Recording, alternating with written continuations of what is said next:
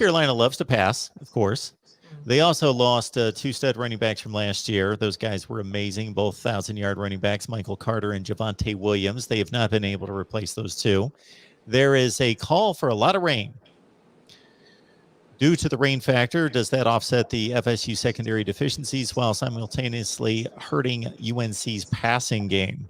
If it were any other quarterback, I would say it would play a role.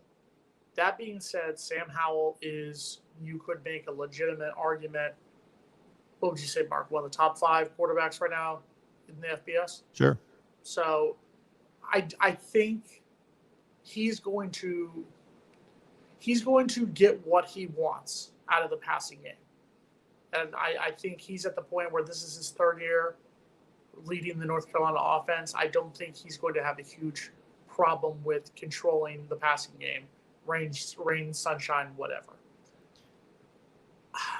The secondary does still bother me. I still am not happy with the way Brownlee played. I'm not happy with the way, Travis J got an interception on the Hail Mary at the end of the first half, but Travis J, I need him to step up in the secondary. I'm not so much concerned about North Carolina. North Carolina has the talent to where they should beat Florida State easily. I'm not even sure what the line is in the game, if you want to look that up for us, Mark. But I'm not concerned of North Carolina beating us because I think North Carolina has the talent to beat us. I'm concerned about Florida State making it easier on North Carolina.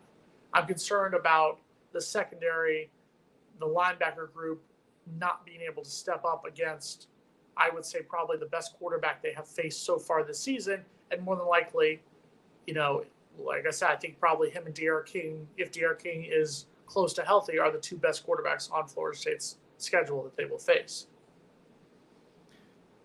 I believe that Sam Howell is the best quarterback on Florida State's schedule, and I don't even think it's close. I would say, to me, De'Ara King is a better quarterback as a whole, because I think Sam Howell is a better passer than De'Ara King. I think De'Ara King, when healthy, is a better runner.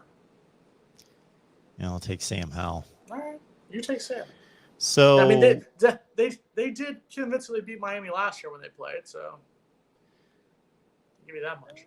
Yes, and Sam Howell didn't need to do a whole lot in that game because he just handed off the ball and they ran for over 600 yards. Scored about 62 points. My thought on the rain affecting the passing game is I've seen it work both ways. So on one hand, you've got it helps the defense because it bogs down the offense. Skill position players are slipping, they're sliding, depending on the turf. If it's a artificial turf or a synthetic type of field, yes, then you see a lot of slipping and sliding. If it's a grass field, then it gets mucky and muddy, and it slows everybody down. Therefore, it helps the defense in that way. But on the other hand, we've also seen it, the old adage, the offense knows where it's going, the defense doesn't, where receivers at least can envision, okay, I got to make a plant here and then cut, where it's all response by the defensive players, and that's difficult to respond on a moment's notice when you don't know where you're going and it's slick out. From a passing standpoint, I think, again, as long as the quarterback is able to control the ball, if it's not slipping out of his hands and the receivers catch it, then I think it's an advantage to the offense. But the issue becomes some quarterbacks don't like throwing a rain-slicked ball, and obviously you typically see more drops when under these kind of conditions. So it helps the defense. I agree with that. I think if it's a rain-soaked, borderline monsoon going through Chapel Hill on Saturday, yes, I think the defense will be helped. My argument against that would be the fact that this is not Syracuse's quarterback. This is not even Wake Forest's quarterback. This is not Malik Cunningham at Louisville. This is a Sam Howell offense who, you could argue right now is one of the front runners to be a finalist for the Heisman Trophy. This is arguably one of the better quarterbacks in college football, maybe even one of the better players in college football right now. So I don't think the rain's going to be enough to completely stop him.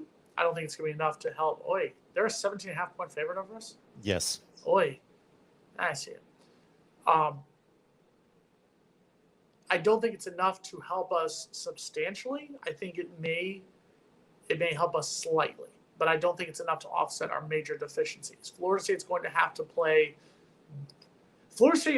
have a repeat of 2020 if they want even a shot of beating North Carolina. And I'm talking about it's going to need a pick six. It's going to need the defense just absolutely shutting down Sam Howell and the North Carolina offense in the first half if they even want a shot. Because if you give – it's like that old book that every kid read, and I'm sure you read to your kids. If you give a mouse a cookie, if you give Sam Howell 10 yards, he's going to take 20. If you give North Carolina a first down, they're going to get into the red zone. That's the concern you saw in the second half last year. And then that's what we talked a little about with the Syracuse game, not about letting up, not keeping your foot on the gas. It was the same thing after the national title season. You could argue starting in 2015 with Jimbo Fisher. There was the Miami game. There was those other games where Florida State would just let the other team come back in it. If you want a shot to beat North Carolina, you cannot be up at halftime and go, all right, we got this. You're going to have to keep your foot on the gas the entire time, especially against what I would say right now is probably the third best team, maybe even the second best team on Florida State's schedule right now that they have left to play.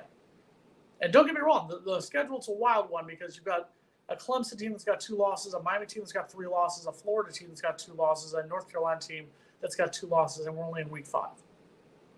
I apologize, week 6 is coming up. So that's where we're at right now.